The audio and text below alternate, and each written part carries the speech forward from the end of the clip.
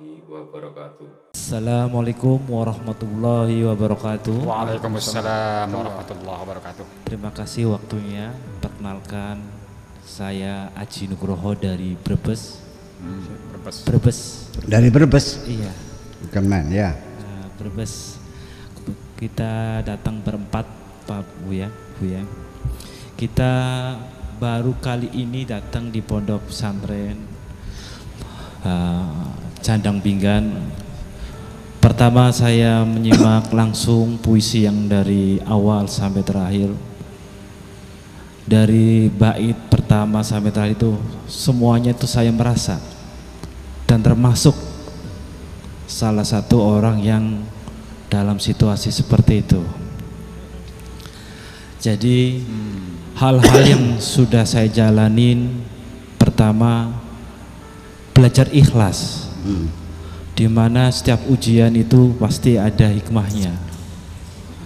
Setiap saya jalankan bukan karena semata saya baik, tapi saya minta ridhonya.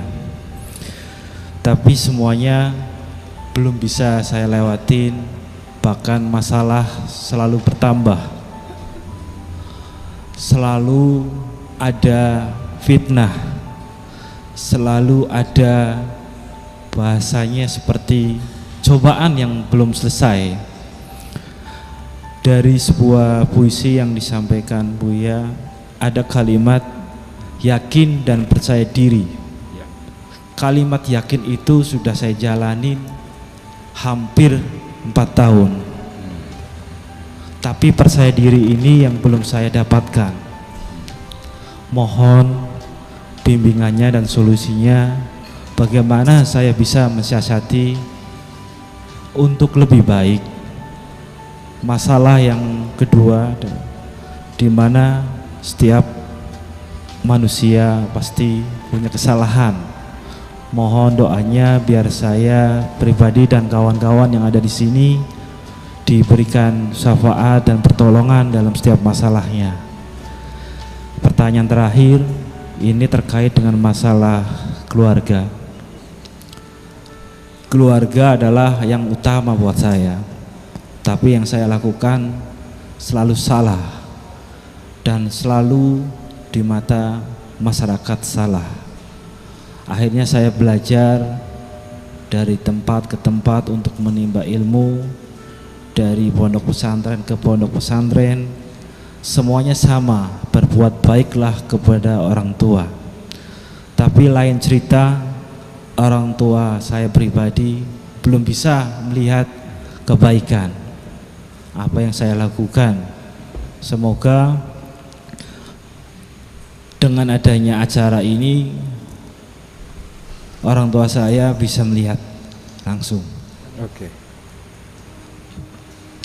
Saya hampir 1 tahun nggak pulang. Saya salah satu tugas di beberapa wilayah masuk dalam sektor pemerintahan, tapi orang tua tidak bisa menerima apa yang saya lakukan buat kebaikan masyarakat. Saya salah satu tugas di Buser. Saya mohon untuk didoakan karena orang tua saya lagi sakit. Oke. Terima kasih. Assalamualaikum warahmatullahi wabarakatuh. Waalaikumsalam warahmatullahi Silakan wabarakatuh. difokuskan satu persatu Jadi, dulu, saja satu persatu. Yang beliau Pertama yang dulu, dari pertama. Brebes ini selalu merasa hidupnya selalu mendapatkan cobaan, Bu ya. Selalu mendapatkan cobaan. Ya. Betul begitu, Mas? Ya, jadi serba salah di dalam Serba lingkungan salah dalam keluarganya dan Oke. masyarakatnya. Saya dari awal sudah memperingatkan kepada kita semuanya, jangan berharap hidup ini akan licin dan mulus-mulus saja. Karena pertama kita harus melihat sifat kehidupan kita ini seperti apa. Jangan berhayal ini bukan sorga, Bung. Ini kehidupan dunia. Dunia itu kata-kata dunu itu artinya rendah, ya, bukan ulu, ya. Ya, dunia itu udah yang rendah, artinya bahwa pasti kita akan menghadapi kesulitan. Dan Allah juga memperingatkan kepada kita bahwa selama kamu tinggal di dunia ini, jangan berharap kamu bebas dari cobaan. Pasti engkau aku coba. Karena dunia ini adalah tempat ujian sesungguhnya. Jadi mataun ilahin sendiri ya sekedar boleh menikmatinya. Jadi sehingga akhirnya kebahagiaan kita itu apa sih? Kita mencari momentum yang tepat untuk menikmati kebahagiaan. Ya. Jadi gini, jadi mesti pola pikirnya gini.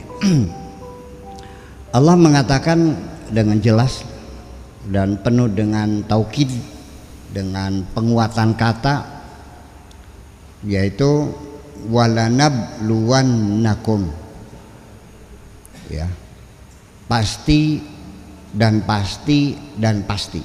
3 kali Allah mengatakan pasti, kamu akan aku uji. Pasti pertama namanya lam taukid, walanablu, lamnya itu lam taukid, pasti.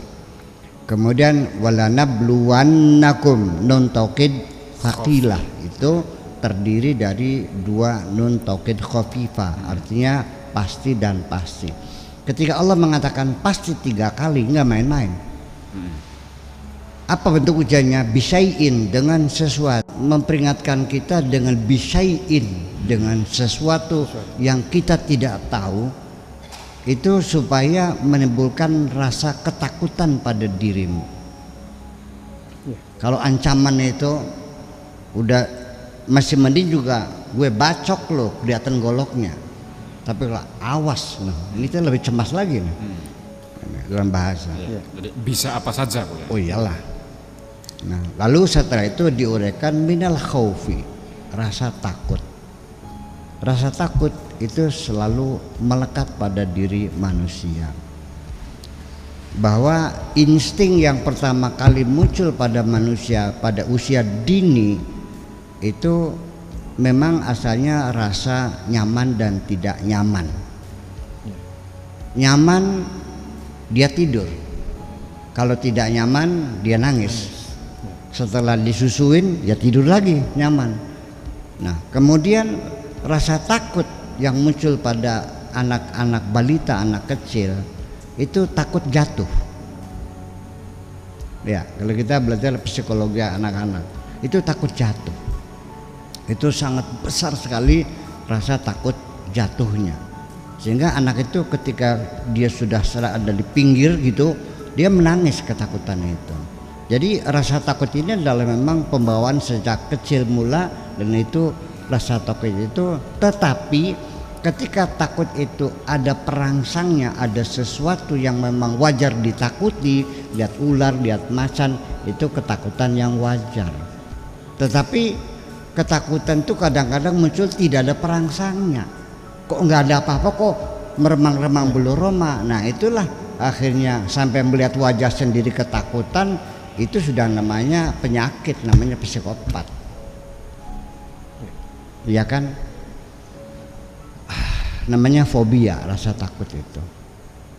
Ya, mau kencing sendiri takut, di rumah takut, semua ketakutan. Lah, ketakutan itu sampai akhirnya orang itu lari-lari sampai telanjang.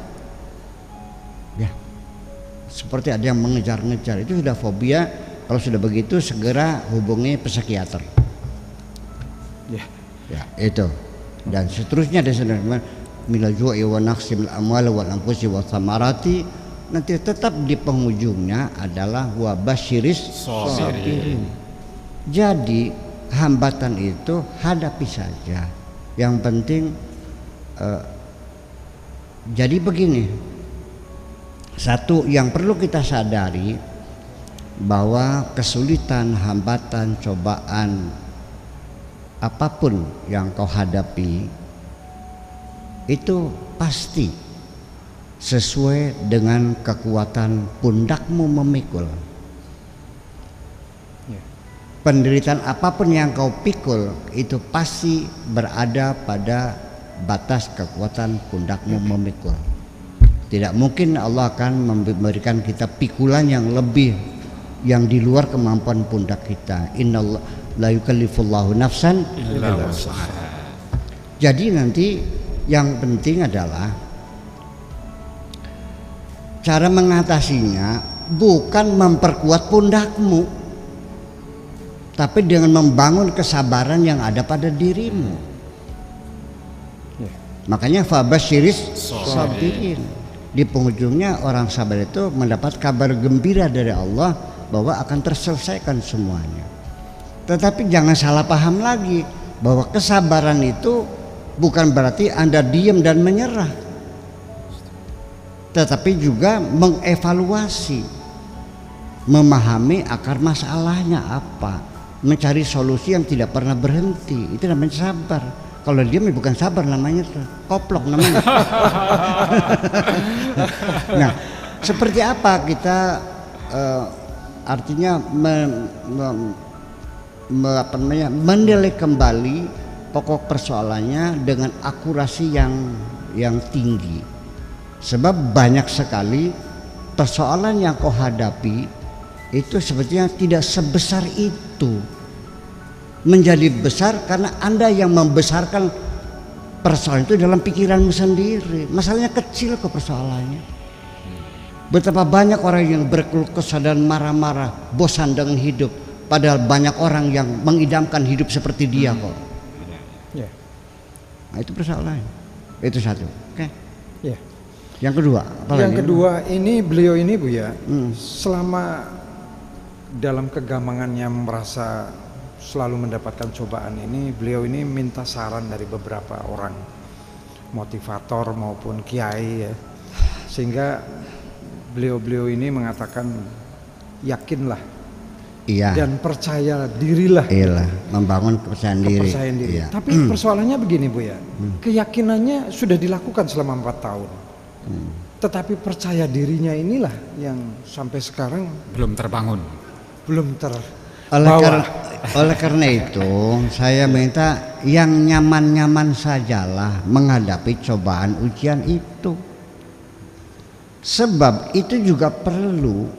Tanpa kita menghadapi ujian cobaan, kita tidak bisa menghargai kebahagiaan kita. Baru kita merasa nikmatnya punya mata setelah kita pernah sakit mata. ya. Perempuan yang kita dapatkan dengan mudah asal dijawil gelem, namanya jawilem. Kebahagiaannya sangat tipis sekali. Tetapi ketika kita memperolehnya dengan perjuangan yang keras, masyarakat melawan, orang tua menolak, sampai kita puasa 40 hari kayak Baridin. Baru kita merasakan nikmatnya keberhasilan itu. Jadi harus kita melihat dengan kacamata yang cerdas bahwa cobaan, ujian, godaan itu untuk meningkatkan kebahagiaanmu. Luar biasa. Ya, tapi ada lagi berikutnya nih. Beliau ini merasa bersalah dengan ibunya ya, dengan orang tua Bu ya, karena apa yang menjadi pekerjaan yang dilakukan oleh dirinya. Jadi selama ini tidak berani pulang. Ya. Oh gitu ya. Oh cerai ya. Iya. Ibunya bercerai. Iya, ibunya bercerai. Iya. Itulah persoalan tadi ketemu. Iya. Jadi termasuk ke dalam Sudah termasuk ke dalamnya. Beginilah. termasuk objek di Sekarang pembicaraan beginilah. Allah akan melihat niatmu. Iya. Pertama. Adapun action adalah kedua. Iya. Kalau niatmu baik, kalau berakibat tidak baik, tetap Allah melihatnya kebaikan. Karena kebaikan itu kebaikan hati. Iya. Ya, Allah katakan yauma la yanfa'u malu wala banun illa man atallaha biqalbin salim. Yang ini kebaikan hati, bukan kebaikan perbuatan kita. Itu satu. Kemudian yang kedua, Anda ingin membahagiakan orang tua. Itu niat yang baik. Ingin menyenangkan orang tua. Saya kira itu sudah seorang anak yang soleh ya, kalau sudah ingin menyenangkan orang tuanya. Tetapi itu juklak dan juknisnya harus diperjelas dulu. Sebab bisa saja kita pengen menyenangkan orang lain tapi orangnya tersinggung. Kita punya niat baik, ini ada baju-baju bekas kita kumpulin, maksudnya ingin menyenangkan tetangga, kasih tetangga. Ternyata tetangganya tersinggung dan marah. Dilemparkan, lu kira gue orang melarat? Kalau terjebak itu kemana? Kita seringkali ingin menyenangkan orang, malah orangnya tersinggung. Iya kan? Iya. Nah, ini apa yang terjadi? Makanya kita kembali. Kalau kita Anda ingin menyenangkan saya, ya pertama-tama Anda harus tahu apa yang menjadi kesenangan saya dong. Iya. Anda beli baju untuk menyenangkan saya, beli di toko baju. Tahu nggak warna apa yang didominasi menjadi gembaran saya? Warnanya apa? Coklat, biru. Anda beli bajunya warnanya hijau, yang nggak saya pakai. Sebab hijau tuh setelannya susah loh. Iya. Pakai topi hitam yang nggak cocok dengan hijaunya. Pakai topi putih ya kayak klepon. Itu. Kemudian ngasih rokok. Rokok apa saya? Surya. Nah, tiba-tiba datang bawa rokoknya rokok di Samsu. Ya yang ngerokok Mang Mudi. Iya. Nah, itulah makanya mungkin kesalahan Anda mengevaluasi. Kalau ia pengen menyenangkan orang tua, cobalah diamati dulu apa yang kira-kira menyenangkan orang tua. Saya juga punya orang tua dan saya juga ingin menyenangkan orang tua. Alhamdulillah saya bisa menyenangkan orang sampai detik-detik terakhir saya bisa membahagiakan orang tua saya. Saya tidak akan membawa uang banyak-banyak saya kasih. Ibu saya tersinggung kalau dikasih uang tuh. Dia inginnya memberi sama anak tuh. Dia tidak mau diberi tuh. Jadi dia bangga dengan dirinya ini. Aku masih kaya. Kan gitu. Jadi dia lebih seneng dielus-elus kakinya dipejeti kan gitu. Iya, berarti kan murah meriah. Murah meriah. Gitu.